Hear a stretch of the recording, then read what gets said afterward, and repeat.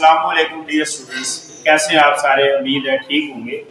आज जो है वो आपको अगेन लेक्चर में जो है वो यूट्यूब चैनल में आप लोग किए जाने वाले लेक्चर में खुशामदीद कहते हैं। हमारा जो यूट्यूब चैनल है वो world of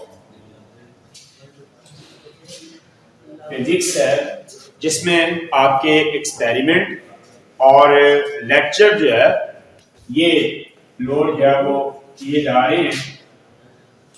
world of physics. अब ये जो हमारे पास वर्ल्ड ऑफ फिजिक्स है, इसको आपने सारे बच्चों ने इसमें नई आने वाली वीडियोस को देखने के लिए आपने इसे सब्सक्राइब करना है, लाइक करना है, कमेंट करने हैं, शेयर करना है और बेल आइकन को जो है वो प्रेस करना है ताकि आपको सारी हमारी नई आने वाली वीडियो जो है वो मिलती जाए। तो आज प्यारे बच्चों, जिन बच्चों ने नहीं किया वो इसको वर्ल्ड ऑफ फिजिक्स को खोले यूट्यूब में जाके और उसको सब्सक्राइब करें, लाइक करें, कमेंट्स करें और शेयर करें। अब आज का हमारा जो टारगेट है वो आपको ग्राफ मैंने सिखाना है और ये प्रैक्टिकल हम जो है वो परफॉर्म कर चुके हैं। और ग्राफ जो है वो हमारे पास जो प्रैक्टिकल जिसका आपने ग्राफ बनाना है, to study the relationship between current passing through tungsten filament and applied potential applied across it. तो इसके गिर्द पोटेंशियल जो है वो अप्लाई किया हुआ है, उसका आपने ग्राफ प्लॉट करना है। और ग्राफ बनाने का आपको जो तरीका मैं आज बता रहा हूं। कोई भी ग्राफ आ जाए आप इस तरीके से बेहतरीन ग्राफ जो है वो बना सकते हैं। और आपके पास जो है वो ग्राफ जो है वो आपके पास बोर्ड में स्मॉल स्केल्स वाला यूज करते हैं। यहाँ मैंने जो है वो एक बिग स्केल वाला, इसमें बिग स्केल में स्मॉल स्केल छोटे बड़े भी हैं, लेकिन आपने मैं बताता हूँ कि ये सारा है क्या। ये बिग स्केल वाला मैंने एक ग्राफ यहाँ पे बनाया हुआ है। इसमें बेटा हमारे पास ये ग्राफ पेपर है जिसमें बिग स्केल भी होता है, उसके अंदर जो है ना वो 10 स्मॉल स्केल इधर 10 इधर, यानी बिग के अंदर 100 स्मॉल स्केल होते हैं। अब आपके पास ये जो 100 स्मॉल स्केल होते हैं, आपको इसमें सबसे पहले नंबर पे दो लाइनें जो है वो ग्राफ पे ड्रा करनी है। एक हमारे पास जो है ये वाली, ये एक्स एक्सिस है और एक ये वाली, ये हमारे पास वाई एक्सिस है। ग्राफ में सबसे पहला स्टेप आपके पास ये होता है कि आप जो दो क्वांटिटीज के दरमियान में ग्राफ ड्रा करना है। ये रीडिंग आपके पास दी हुई है टंगस्टन फिलामेंट की, वोल्टमीटर रीडिंग है, एमीटर रीडिंग है और इनकी रेशियो है। तो आपने ग्राफ कैलकुलेट करना है किस किसके दरमियान में, वोल्टेज और करंट के दरमियान में, वोल्टेज और करंट के दरमियान में। तो पहले नंबर पे ये जो क्वांटिटीज है आपकी, लिसन, आपने दो क्वांटिटीज दी हुई है, एक्स एक्सिस पे इंडिपेंडेंट क्वांटिटी को प्लॉट करना होता है और जो डिपेंडेंट है उसे वाई एक्सिस पे। अब जैसे कि आपने देखा कि ग्राफ है आई और वी के दरमियान में, तो आपने यहाँ पे वोल्टेज चेंज करने से करंट चेंज हो रहा है। तो फिर वोल्टेज क्या है यहाँ पे इंडिपेंडेंट और करंट यहाँ पे हुआ डिपेंडेंट। ये इस पे डिपेंड कर रहा है, ये जो है वो इस पे डिपेंड नहीं कर रहा। तो लिहाजा सबसे पहला स्टेप है कि ये एक्स एक्सिस और वाई एक्सिस प्लॉट करके आपने जो एक्स एक्सिस है वहां पे इंडिपेंडेंट क्वांटिटी प्लॉट करनी है। वो कौन सी है? v। तो v जो है वो आप अलोंग एक्स एक्सिस लेंगे, साथ इसके यूनिट भी आप लिख लें। और करंट इंडिपेंडेंट है तो करंट आपके पास जो है ये अलोंग वाई एक्सिस होगा और ये करंट एम्पेयर में है, ये ब्रैकेट में आप साथ लिखेंगे। तो सबसे पहला स्टेप ये होता है कि ग्राफ के ऊपर दो लाइनें लगाएं, हॉरिजॉन्टल और वर्टिकल, और हॉरिजॉन्टल पे इंडिपेंडेंट और वर्टिकल एक्सिस पे डिपेंडेंट वैल्यू को प्लॉट करना है। इंडिपेंडेंट जो है वो v है, ये x एक्सिस पे आ जाएगा, डिपेंडेंट करंट है ये वाई एक्सिस पे आ जाएगा। इतनी ये पहले स्टेप बताया, ये समझ आ गया जी आपको। अब इसके बाद सबसे अहम स्टेप होता है कि आपने स्केल लेना होता है। स्केल क्या होता है? स्केल ये है कि हमें इन क्वांटिटीज का बिग स्केल में कितनी वैल्यू वो भी पता होनी चाहिए और स्मॉल स्केल में भी कितनी वैल्यू उसका पता होना चाहिए। तो यहां पे स्केल जो है पहले एक्स एक्सिस का लेंगे आप और फिर जो है वो आप वाई एक्सिस का लेंगे। और इसमें मैंने बता दिया कि आपको वन बिग स्केल का भी पता होना चाहिए कि कितनी वैल्यू है, वन स्मॉल स्केल का भी, इधर भी वन बिग स्केल का भी और वन स्मॉल स्केल का भी आपको पता होना चाहिए।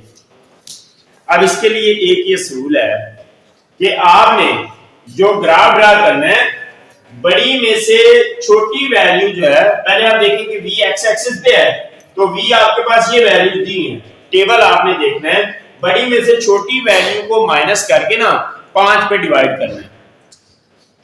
ये परमानेंटली आपका असूल जो है वो चलता जाएगा कि बड़ी में से छोटी माइनस करके 3 में से 0.5 माइनस करें तो कितना आएगा भी 2.5 और इसे 5 पे डिवाइड करना है तो आंसर कितना आएगा 0.5। तो ये हमारे पास वन बिग स्केल जो है वो 0.5 आ जाएगा। अब ये मैंने 5 पे क्यों डिवाइड किया? अगर मैं 5 पे डिवाइड करूंगा तो मेरे ये जो ग्राफ के 5 स्क्वायर जो है वो यूज हो जाएंगे। अगर मैं 10 पे करूंगा तो 10 जो है वो स्क्वायर यूज हो जाएंगे। अब ये जो आपको मैंने स्मॉल स्केल वाला बताया है, इसमें आपने 10 पे करेंगे तो ज्यादा अच्छा ग्राफ बनेगा। अगर मैं उधर 5 पे करूंगा तो 5 उसके इतने से हम छोटी सी जगह पे ग्राफ आ जाएगा, वो भी अच्छा नहीं लगेगा, और अगर बहुत बड़ा ग्राफ आ जाए वो भी अच्छा नहीं लगता।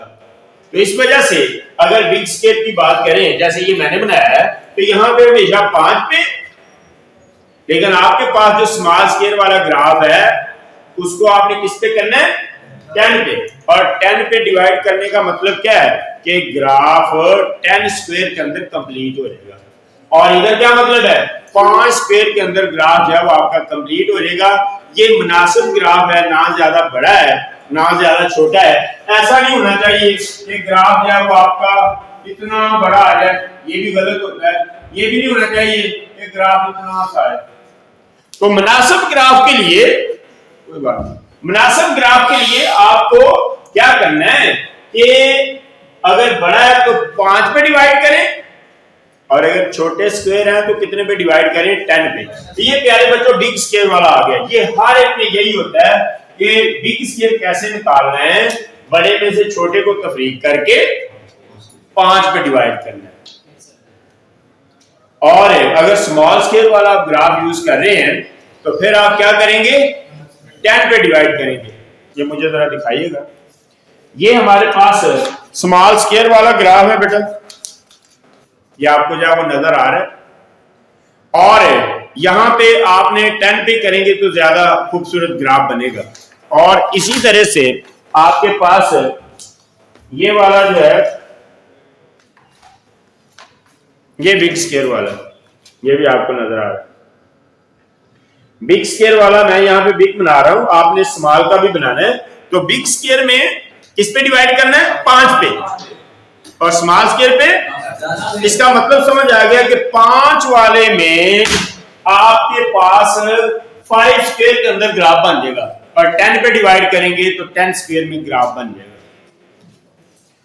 अब आपके पास जो है स्मॉल स्केल कैसे निकालना है। वन बिग स्केल में कितने स्मॉल है 10, तो अगर इसको 10 पे डिवाइड कर दें तो ये हमारे पास 0.05 वोल्ट आएगा। ये स्मॉल स्केल की वैल्यू आ जाएगी आपके पास। ये है बेटा स्केल लेने का तरीका। सबसे इंपॉर्टेंट पॉइंट जो है ग्राफ बनाने का कि आपको स्केल लेना आना चाहिए। तो स्केल मुनासिब करने का तरीका मैंने बता दिया, बड़ी में से छोटी रीडिंग को तफरीक करें और 5 पे डिवाइड करें, अगर छोटे डिब्बे हो तो 10 पे डिवाइड कर दें। तो ये करने के बाद अब यहां पे हमेशा 10 पे करना है स्मॉल के लिए, क्योंकि हर ग्राफ के अंदर एक बिग स्केल में 10 स्मॉल है। अब ये जी हमारे पास एक्स एक्सिस का स्केल आ गया। इस बात को मैं फिर रिपीट कर रहा हूं क्योंकि ये समझ आ गया तो सारा समझ आ जाएगा। बड़े में से छोटा माइनस करना है, 5 पे डिवाइड करना है, ये बिग स्केल आ जाएगा, और हमेशा 10 पे डिवाइड करना है, ये स्मॉल स्केल की वैल्यू आ जाएगी। अब आपके पास है जो y एक्सिस है उसके ऊपर करंट है, तो करंट की बड़ी में से छोटी वैल्यू माइनस करनी है। 0.4 में से 0.2 माइनस करना है। 0.4 में से 0.2 तो जवाब क्या आएगा 0.2 कितने पे डिवाइड करना है फिर 5 पे। तो इसे जरा डिवाइड करें 5 पे, 0.2 को 5 पे कितना आ जाता है